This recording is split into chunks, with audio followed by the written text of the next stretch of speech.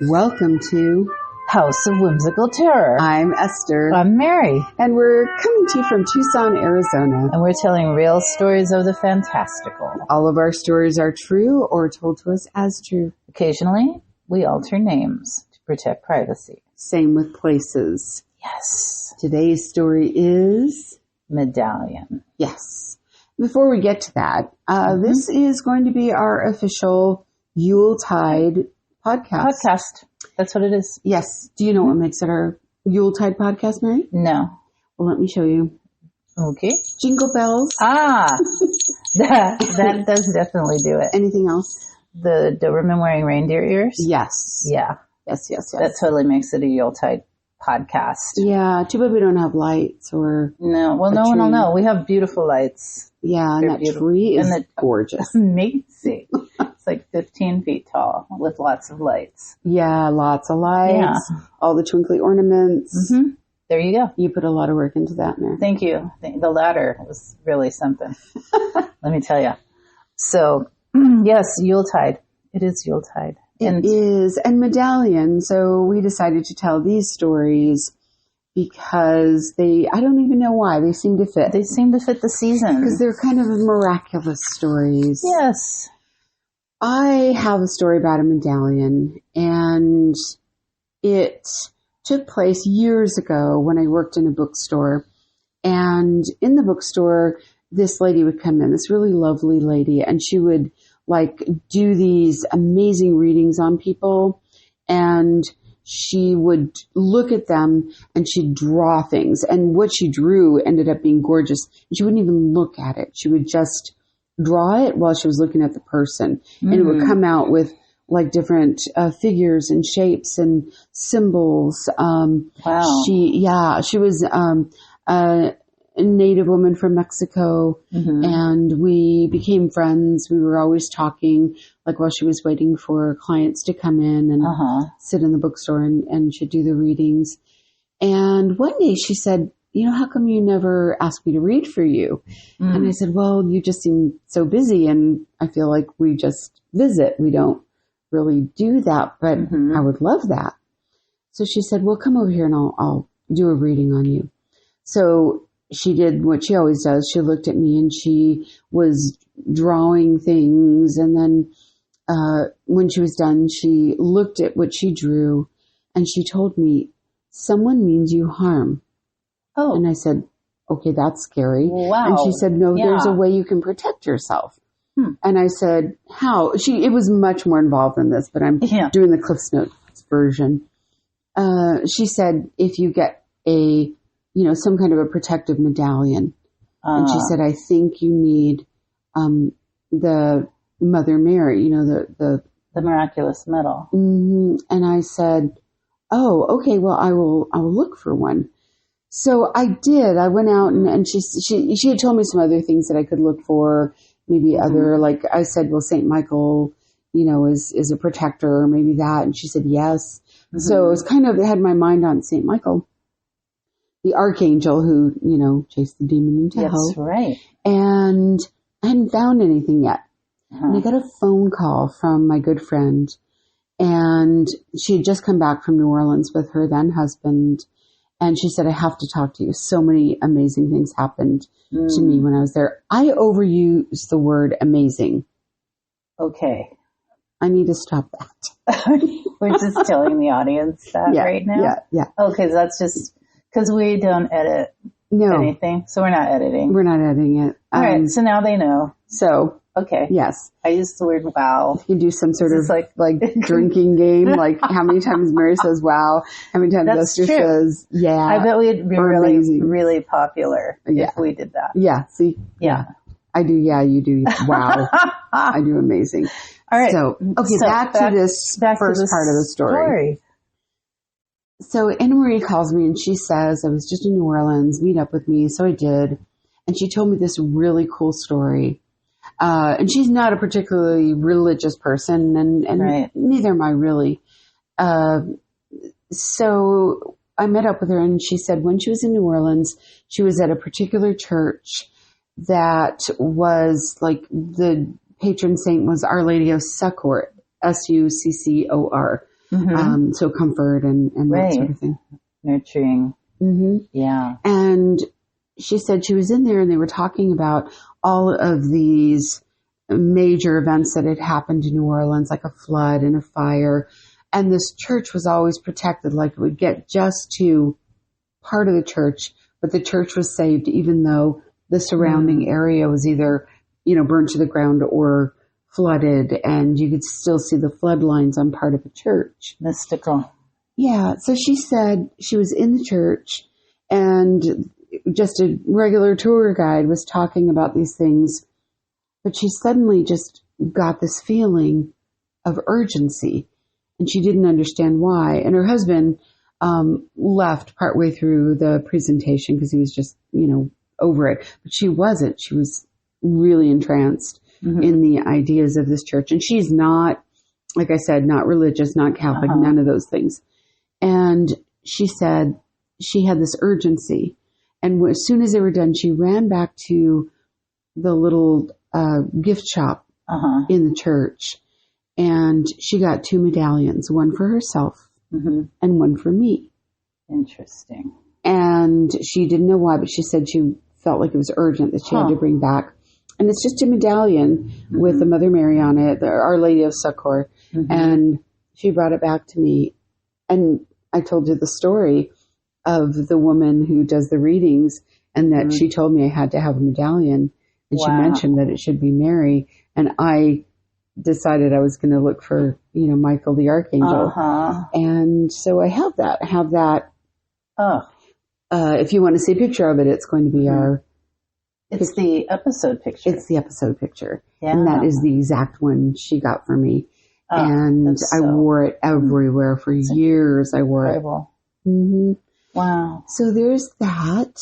And we might have another story. So about a lost medallion. Yes, actually, I do have a story about a lost medallion. So I was living in Denver, and in Denver, like in the middle of the city, there's this enormous park. It's called Cheeseman Park. Well, because you lived in Denver as well. With you, yeah. Yes. So Cheeseman Park is probably the largest park in the Denver metropolitan area. It's huge. Yes. It's also built over a graveyard. Oh, I didn't know this. Yeah. Yeah, because everything is. I didn't know that when we lived there. No, I didn't either. But anyway, I was there and I was like, I don't know, I was with friends and we were playing games or something. I don't know, we were in the park. Park stuff. And I had a nice time and I ended up, late into the evening hanging out with my friends. And anyway, I got home and then the next morning I grabbed my necklace and it wasn't there. So I had a necklace that had a medallion of the miraculous medal Mary, right? Right. And it had belonged to my mother. And my mother had passed away not long before. Just recently. Just very recent to this event. And so I grabbed for it because I always wore it right afterward because it was hers and she had worn it. And I couldn't find it.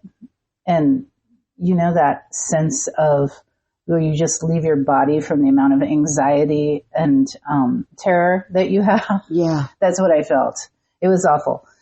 And so I thought, oh no, I lost it in Cheeseman Park, which is absolutely enormous. It's huge. There's no way you're going to find that. Right. And we were all over the park and playing games and hanging out and I thought, I have to get it together and breathe and I have to get back to the park.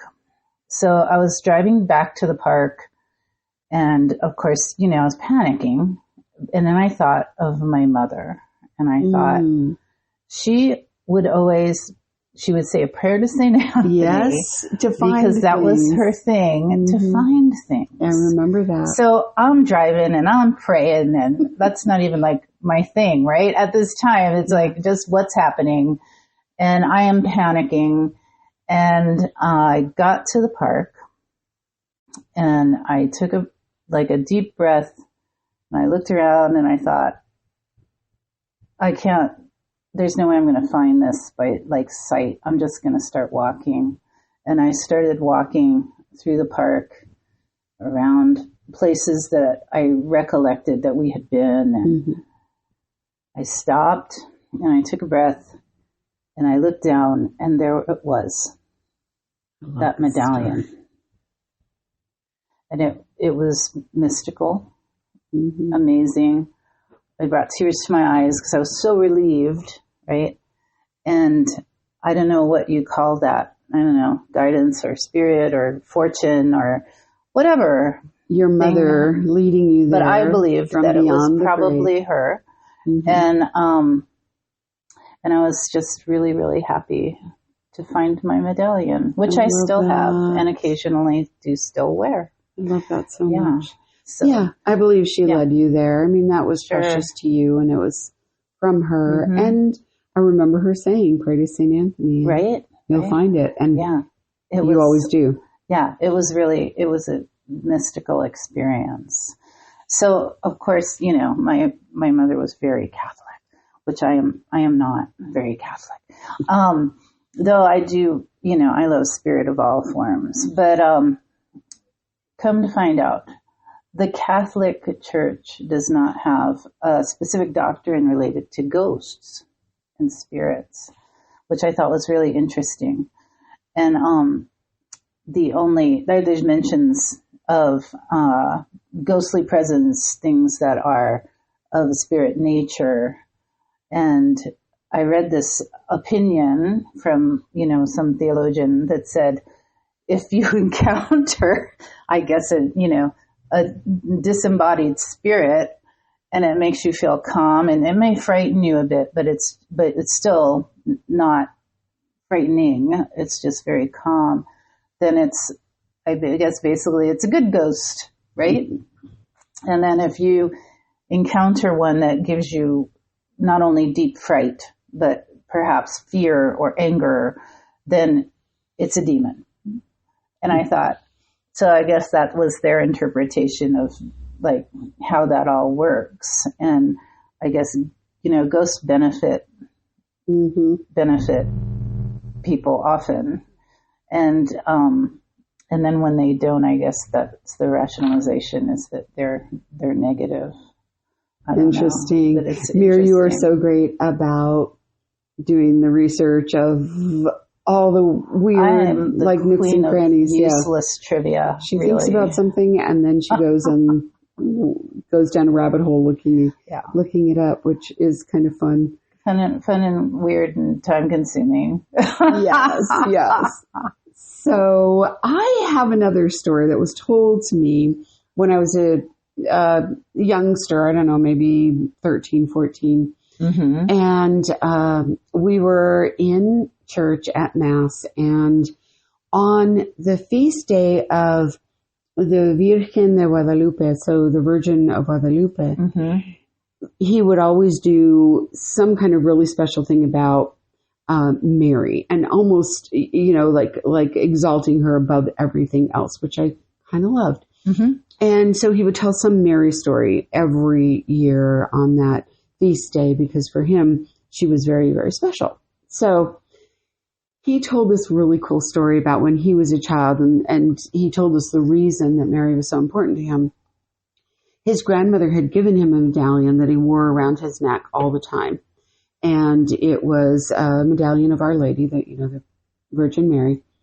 And he just always had it on. Even bathing, he said it was just always on him. He never took it off. And he and his friends used to play hard. You know, they would ride their bikes around, and there was one particular house they loved to go to. Their friend had a father who had a junkyard in their backyard. Like had different parts of cars and different, you know, all sorts of things you would see in a kind of a junk shop. And this one day they were playing back there, and he jumped up to get something and fell down onto a board that had a rusty nail in it. And he, you know, it was a lot of pain. He was screaming, and his friends pulled it out. And then he thought, oh, okay, well, I'm fine. Played for a little while longer, and then he decided to go home because he wasn't quite feeling so well. So he rode his bike and never made it home. and his family was out looking for him, like up and down alleys. They finally found him. His bike was nearby, but he had fallen off and he was unconscious. So he said that, they called 911. The paramedics showed up and they were trying to assess him, but they couldn't move his hand. His hand was gripped around the medal that his grandmother had given him, and he wouldn't budge. Like, it was just gripped there. Mm-hmm. And so they just put him in the ambulance, took him to the hospital again. Like, it was like they would have had to break his fingers to move his hand off the medal. Oh. So they did all of the, like doing the x-ray and everything, because they had to leave his hand there, or mm-hmm. He was unconscious, but it was in such a death grip they couldn't move it. So they found that rusty nail, the tip of it had broken off and had traveled through his body and stopped just next to his heart on the other side of where he was holding that Our Lady medal, the medallion, and somehow had stopped right there. So and that's miraculous. Yeah. And I don't know who was protecting him, his grandmother, right? Or who knows? The medal, Mary, I don't know. Just fascinating. It is. Story. But I loved the stories he would tell on. You're going to tell this joke. No, I'm not going to tell the joke, because I know. Tell the joke. No, you're going to get tell the upset about the joke. No, now everybody's going to want to know what the joke is. All right. I have a terrible Italian accent. So I'm going to try to tell this joke. So he was Italian, and he told this joke one of the years that it was, the Virgin of Guadalupe, her celebration. He said that there was this old Italian woman whose son was away at war, and she worried about him every single day. And every day she would go to the statue of the Virgin Mary in the local church. And some days she would even do, I don't know what they're called in Italian, and Spanish we call them mandas. So, you would do like crawl on your knees, or you would do some kind of an offering, but it's like a physical sacrifice of some sort. She would do those, like she would crawl from her house to the church, or she would, just do different things to, do her part to sacrifice for her son. And so she would go and talk to Mary. And then finally, after, months of doing this, finally, the baby Jesus, who was in the arms of the statue of the Virgin Mary, turned its head and looked down at her. And he said, "My child, your prayers have been answered. Your son is going to return from war to you, and he'll be fine." And she looks up at him and she says, "Shut up. I was talking to your mother." So bad. So bad. Sorry. So bad. I love that joke. A priest told you that joke? A priest told us that joke during Mass. Yeah. Oh my goodness. All right. So, we're not trying to convert anyone to any religion. It's Mary just and I Yuletide season. Do not practice ourselves. Not that that's anyone's business, but we were, of course, or perhaps we practice many things. Yes. We were raised Catholic. So we have all these funky stories. And so there are Yuletide season stories. Well, kind of. And we should be telling stories about, I don't know, Yule trees and solstice and amazing things like that. Which maybe we probably will do another in the near future. Not during Yule time, but maybe when we visit Ireland. Perhaps so. That would be amazing. Yes. Yeah. I think that goes on the list with the other places that we will be visiting. Yes. I think so too. Yeah. And I hope everyone has an absolutely lovely Yuletide season, no matter where you are. And I think this is going to air past solstice, but happy belated solstice to all who celebrate. Correct. And no matter what you celebrate, we thank you for joining us. Yes. And please come back and listen to more stories.